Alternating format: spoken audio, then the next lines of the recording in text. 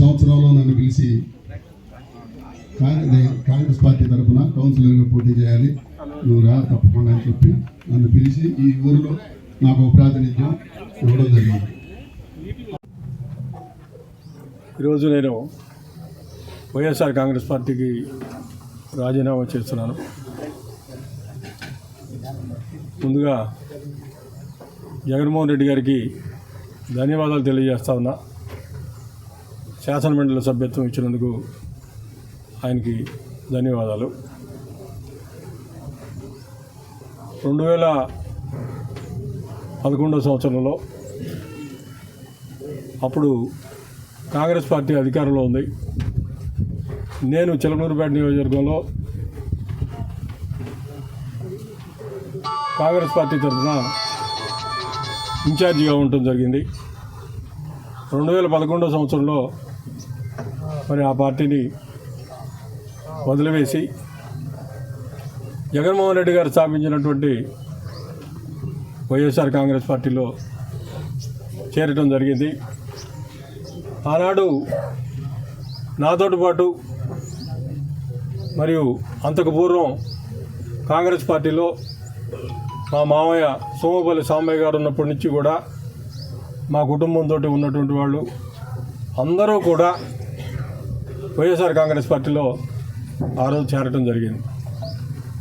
మరి అధికారం 2009 నుంచి 2014 దాకా కాంగ్రెస్ పార్టీదే. కాంగ్రెస్ పార్టీని వదిలి వెళ్ళటానికి ఆ రోజు ఎవరు కూడా నేను చెప్పిన మాట అందరూ కూడా విన్నారు. అందరం కలిసి ఆ రోజు ఆ పార్టీలోకి వెళ్ళాం. పార్టీలోకి వెళ్ళి మరి 2014 సంవత్సరంలో పోటీ చేయటం, ఆ తర్వాత మరలా 2019 ఎన్నికల్లో ఎట్టి పరిస్థితుల్లో మనం విజయం సాధించాలా, జగన్మోహన్ రెడ్డి గారు ముఖ్యమంత్రి కావాలా, ఇక్కడి నుంచి మనం శాసనసభ్యుడిగా ఎన్నిక కావాలని చెప్పి నాతో పాటు ప్రతి ఒక్క కార్యకర్త అధికారంలోకి వస్తుంది, జగన్మోహన్ రెడ్డి గారు ముఖ్యమంత్రి అవుతారు, ఇక్కడి నుంచి రాజశేఖర్ మంత్రి అవుతాడని చెప్పి ఉద్దేశంతో ఉన్నారు. ఆ రోజు మంత్రి పదవి మరి టికెట్ ఇవ్వని వాళ్ళకందరూ కూడా మంత్రి పదవి ఇస్తారని చెప్పి ఎక్కడా ఆయన చెప్పలేదు.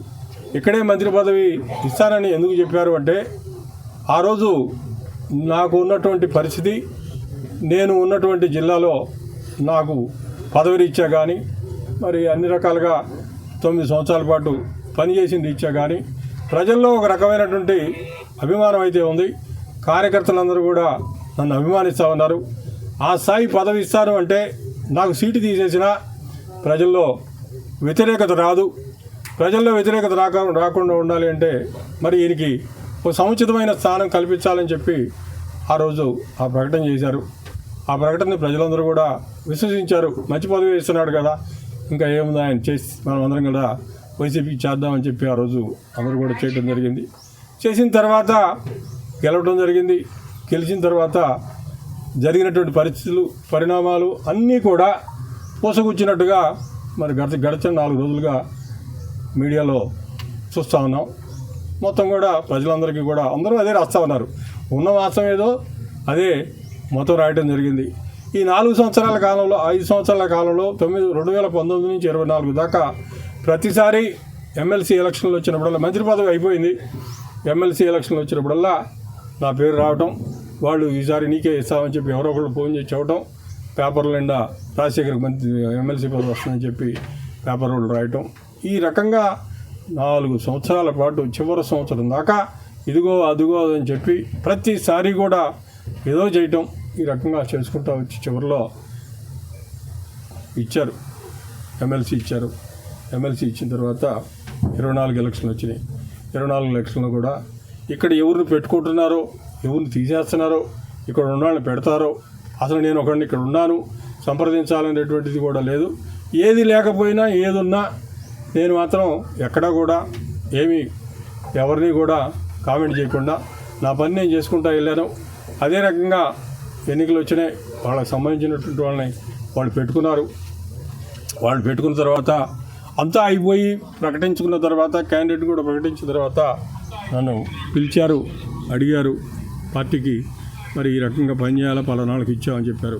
ఆ రోజు నన్ను అడిగినటువంటి పెద్దలకి నేను చాలా స్పష్టంగా చిలకలూరుపేటలో ఏం జరగబోతా ఉందో మీరు ఇచ్చినటువంటి క్యాండిడేట్ల వల్ల ముందు ఒక ఆయనకి ఇచ్చారు, తర్వాత ఒక ఆయనకి ఇచ్చారు, ఏం జరగబోతా ఉందో నేను చాలా స్పష్టంగా చెప్పాను. నేను మాత్రం వాళ్ళు ఎక్కడికి పిలిస్తే అక్కడికి వస్తాను, పార్టీకి ఓట్లే అవకాశం వైసీపీలో కలగజేయడానికి వీలు లేదనే అభిప్రాయం మాత్రం స్పష్టమైంది. ఈ ఇన్ఛార్జిగా ఈ 53,000 ఓడిపోయినటువంటి వాళ్ళని ప్రకటించడానికి ముందు నన్ను తాడేపల్లిలో మరి జగన్మోహన్ రెడ్డి గారు ఇంకా నాతో పాటు ఇంకా చాలా మంది పెద్దలు కూడా ఉన్నారు. వీళ్ళందరి సమక్షంలోనే నువ్వే ఇన్ఛార్జిగా ఉండు, నీకే ఇస్తున్నామని చెప్పి కూడా ఆయన చెప్పడం జరిగింది. చెప్పిన తర్వాత మరి మంచిది చూడమన్నారు. మంచిది ఏముంది, ఇంకా 4 రోజుల్లో దసరా ఉంది కదా, దసరా ప్రకటించండి అని చెప్పి పక్కన ఉన్నటువంటి పెద్దలు అన్నారు. దసరా వచ్చింది, దసరా రోజు ప్రకటన రాలేదు. ప్రకటన రాకపోగా ఆమెకి మరలా కూడా జిల్లా అదే నియోజకవర్గ ఇన్ఛార్జి బాధ్యతలను అప్పచెబుతున్నామని చెప్పి మాత్రం చెప్పడం జరిగింది. ఈ పరిస్థితుల్లో మేము చిలకలూరుపేట నియోజకవర్గంలో ఏ రకంగా పనిచేసి చిలకలూరుపేట నియోజకవర్గంలో పార్టీని ఏ రకంగా బలోపేతం చేసి ఏ రకంగా దాన్ని నిర్మాణం చేసి కాపాడుకుంటూ వచ్చి ఈ రకంగా మేము పార్టీకి అహర్నిశలు కష్టపడి పనిచేసి చేస్తే ఈ రకమైనటువంటి పరిస్థితి తీసుకురావడం జరిగింది.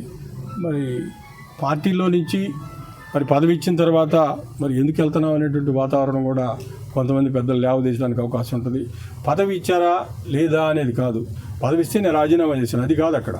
ఇక్కడ చిలకలూరుపేట నియోజకవర్గంలో మేము మొట్టమొదటి నుంచి పనిచేస్తూ ఉన్నాం, ప్రజలకు పనిచేసాం. 40 సంవత్సరాల నుంచి నేను కానీ మా మామయ్య కానీ ప్రజల్లో ఉన్నాం.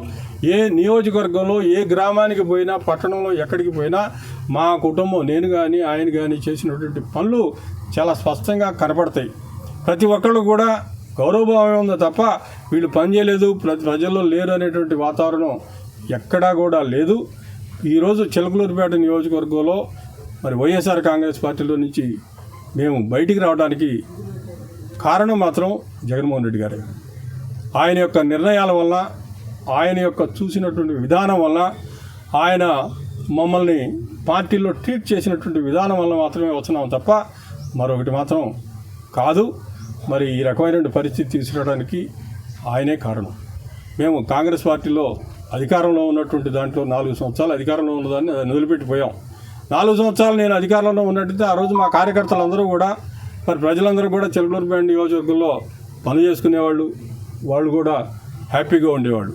4 సంవత్సరాల అధికారాన్ని వదిలిపెట్టుకొని పోతే 2019 నుంచి 24 దాకా వైఎస్ఆర్ కాంగ్రెస్ పార్టీ అధికారంలో ఉంటే ఇక్కడ ఉన్నటువంటి వైఎస్ఆర్ కాంగ్రెస్ పార్టీ కార్యకర్తలకి నాతోటి పాటు వచ్చినటువంటి వాళ్ళకి ఏమీ న్యాయం జరిగింది? వాళ్ళు ఏమి చేశారు? ఏమీ వాళ్ళకి న్యాయం జరగకపోగా తిరిగి కేసులు పెట్టారు. కార్యకర్తలు ఎంతోమంది కేసులు ఎదుర్కోవడం జరిగింది. చాలా దారుణమైనటువంటి విషయం. పార్టీ కోసం పనిచేయటం ఏంది, పార్టీ అధికారంలోకి రావాలని ప్రతి ఒక్క కార్యకర్త పనిచేయటం ఏంది, పనిచేసినా ఏ నియోజకవర్గంలో ఏ గ్రామంలోకి పిలిచినా నేను వెళ్తాను, టౌన్లో పిలిచినా వెళ్తాను, ఎక్కడికి వెళ్తానని చెప్పి ఎక్కడికైనా వెళ్ళి పార్టీని గెలిపించమనే చెబుతాను. వాళ్ళు నన్ను ఈ రకంగా పిలిస్తే ఆ రకంగా వెళ్తాను అని చెప్పి ఆ రోజు స్పష్టంగా చెప్పడం జరిగింది. మరి రిజల్ట్స్ ఎట్లా ఉంటుంది అని కూడా అక్కడ పిలిచినటువంటి పెద్దలు అడగడం జరిగింది. రిజల్ట్ ఎట్లా ఉంటుందో కూడా ముందుగానే, ఎందుకంటే చిలకలూరుపేట నియోజకవర్గంలో 40 సంవత్సరాల నుంచి మేము చూస్తూ ఉన్నాం.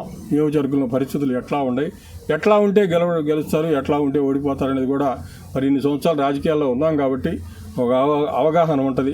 దాని ప్రకారమే నాకు ఉన్నటువంటి స్పష్టమైన అభిప్రాయాన్ని చాలా స్పష్టంగా ఆ రోజు పార్టీ పెద్దలకి తెలియజేయడం జరిగింది. తెలియజేసిన తర్వాత మరి రిజల్ట్స్ వచ్చినాయి. రిజల్ట్స్ వచ్చిన తర్వాత మీరందరూ కూడా చూశారు.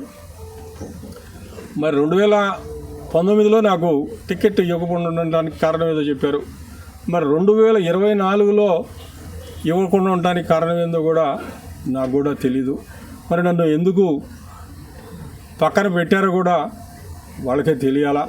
మరి నా తీసుకొచ్చి పోటీ చేయించినట్టు ముందుగా ఇచ్చినటువంటి ఆయనకి కానీ తర్వాత రెండోసారి తీసుకొచ్చినటువంటి గుంటూరు నుంచి తీసుకొచ్చినటువంటి కౌన్సిలర్కి కానీ మరి వాళ్ళకి ఇక్కడ ఏముందో మరి నాకంటే ఏ రకంగా వాళ్ళు బెటర్ క్యాండిడేట్లో ఎందుకు నిర్ణయించుకున్నారో కూడా మరి నాకైతే ఎప్పుడు కూడా వాళ్ళు చెప్పెరగలేదు.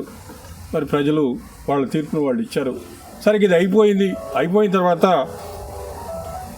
పార్టీని మరలా, ఎందుకంటే పార్టీ అంటే ఇక్కడ చిలకలూరిపేట నియోజకవర్గంలో ప్రజలందరూ కూడా కార్యకర్తలు ముఖ్యంగా నమ్ముకొని ఉన్నారు పార్టీని. వాళ్ళందరికీ అండగా ఉండాలా. ఈసారి మరలా పనిచేసి మరి వీళ్ళందరికీ కూడా అండగా ఉండి మరలా తిరిగి విజయం సాధించాలనేటువంటి ఉద్దేశంతో ఆ రోజు నేను ఉండటం జరిగింది. మరలా 53,000 ఓట్లు మెజారిటీతోటి ఓడిపోయినటువంటి వాళ్ళని తీసుకొచ్చి ఇక్కడ మరలా ఇన్ఛార్జిగా ఇవ్వటం జరిగింది. మరి ఇక్కడి నుంచి చిలకలూరిపేట నుంచి ఎందుకు తీసుకెళ్ళి గుంటూరులో పెట్టారో తెలియదు. చిలకలూరిపేటలో గెలిచేటట్టుగా ఉంటే మరి మార్చింది ఎందుకో, మరలా 53,000 ఓడిపోయినటువంటి వాళ్ళని తీసుకొని వచ్చి ఇక్కడ పెట్టడానికి కారణం ఏందో ఏ రకంగా చూసినా కూడా పేట ప్రజలకు మాత్రం అర్థమయ్యేటువంటి పరిస్థితి లేదు. దీని అంతటికీ కూడా చూస్తూ ఉంటే వాళ్ళు ఎట్టి పరిస్థితుల్లో కూడా రాజశేఖర్ అనేటువంటి వాడిని బాగా బలోపేతం చేసుకోవడం జరిగింది. మరి ఆ తర్వాత జరిగినటువంటి పరిణామాలన్నీ కూడా 2019 వచ్చేసరికి అవన్నీ కూడా మీకు తెలుసు. అయినప్పటికీ మరి నాయకుడు చెప్పినటువంటి మాట వినాలా. మరి ఆయన మనకి శాసనమండలి సభ్యత్వం ఇచ్చి అట్లాగే మంత్రి పదవి కూడా ఇస్తానని చెప్పడం జరిగింది. మరి ఆ రోజు ఉన్నటువంటి పరిస్థితి అయితే నేను 2011 నుంచి దాదాపుగా మరలా ఉమ్మడి గుంటూరు జిల్లా విడదీసి పార్లమెంటరీ వైడ్గా అధ్యక్షుల నియామకం చేసేటంత వరకు కూడా నేనే గుంటూరు జిల్లాకి అధ్యక్షుడిగా ఉండటం జరిగింది. మరి ఆ పరిస్థితుల్లో గుంటూరు జిల్లా వ్యాపితంగా పార్టీ స్థాపించిన దగ్గర నుంచి ప్రతి నియోజకవర్గం కూడా 17 నియోజకవర్గాల్లో మరి అర్బన్ తీసేసుకుంటే గుంటూరు 15 నియోజకవర్గాలు కూడా నేను చాలా విస్తృతంగా జిల్లా అధ్యక్షుడిగా ఉన్నంత కాలం కూడా తిరిగి పార్టీని బలోపేతం చేయడానికి కృషి చేయడం జరిగింది. వైఎస్ఆర్ పార్టీలో ఉన్నటువంటి ప్రతి కార్యకర్త కూడా జిల్లా వ్యాప్తంగా నాకు అన్ని రకాలుగా సహాయ సహకారాలు అందజేశారు. జిల్లాలో ప్రతి ఒక్కళ్ళు కూడా నేనంటే అభిమానంగా ఉన్నారు. మరి 2019లో ఎట్టి పరిస్థితుల్లో పోటీ చేస్తాం, గెలుస్తాం అనేటువంటి వాతావరణంలో వేరే వాళ్ళకి టికెట్ ఇస్తానికి నాకు మంత్రి పదవి అని చెప్పడం జరిగింది. నాకు 4 గోడల మధ్యలో చెప్పడమే కాకుండా మరి ఇక్కడ చిలకలూరిపేట బహిరంగ సభలో కూడా ఆ విషయాన్ని ప్రకటించడం జరిగింది. అది ప్రజలకి డైరెక్ట్గా చెప్పడం జరిగింది. మీరు చిలకలూరిపేటని గెలిపించండి, చిలకలూరిపేటని గెలిపిస్తే రాజశేఖర్ అన్నని మంత్రిని చేస్తారని చెప్పడం జరిగింది.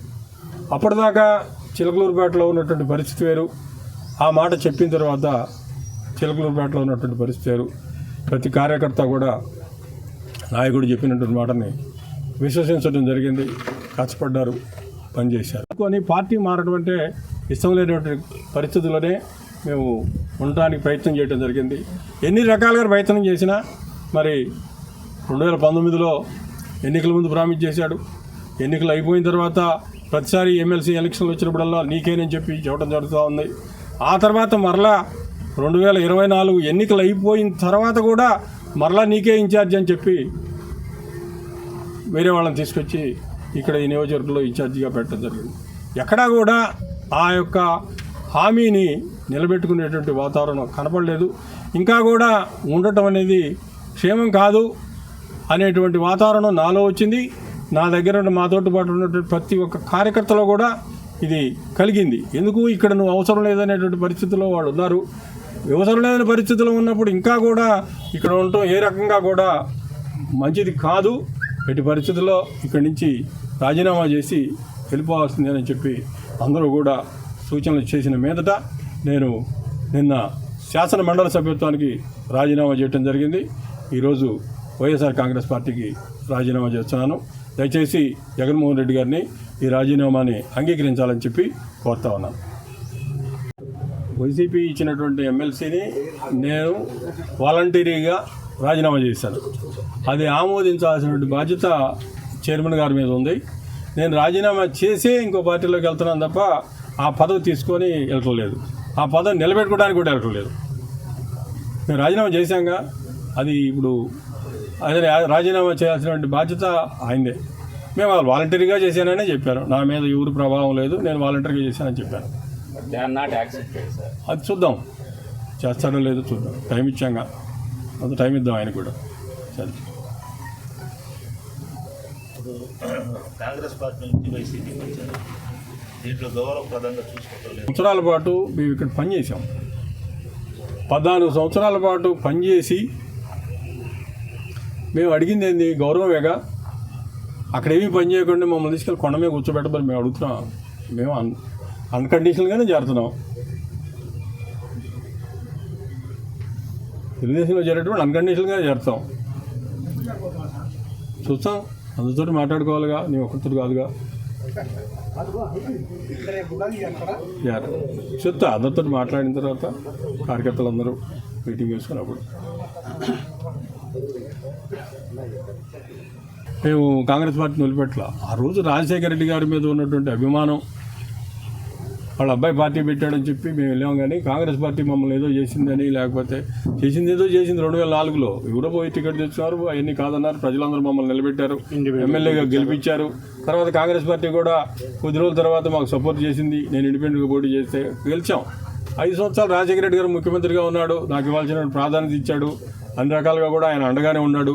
చిలకూరుపేట వచ్చి రాజశేఖర్ ఓట్లేయండి అని కూడా చెప్పాడు ఆయన. ఇది జరిగింది కాంగ్రెస్ పార్టీలో. కాంగ్రెస్ పార్టీ మాకేం అన్యాయం ఏం జరగలేదు అక్కడ. కాంగ్రెస్ పార్టీ 6 సార్లు మా మామయ్యకి అవకాశం ఇచ్చింది, 3 సార్లు ఆయన ఎమ్మెల్యే అయ్యాడు, 6 సార్లు ఈ నియోజకవర్గం నుంచి పోటీ చేశాడు ఆయన. ఎక్కడ కూడా దాంట్లో రెండో అభిప్రాయం లేదు. కాంగ్రెస్ పార్టీ మాకు బాగానే సహకరించింది. కాంగ్రెస్ పార్టీని ఎందుకు వదిలిపెట్టాము అంటే రాజశేఖర రెడ్డి గారి మీద ఉన్నటువంటి అభిమానంతో వాళ్ళ అబ్బాయి పార్టీ పెట్టాడు, నువ్వు పార్టీలోకి రావాలి అని చెప్పి 1కి 4 సార్లు సుబ్బారెడ్డి గారు మమ్మల్ని అడిగిన మీదట మేము వదిలిపెట్టాం ఆ రోజు.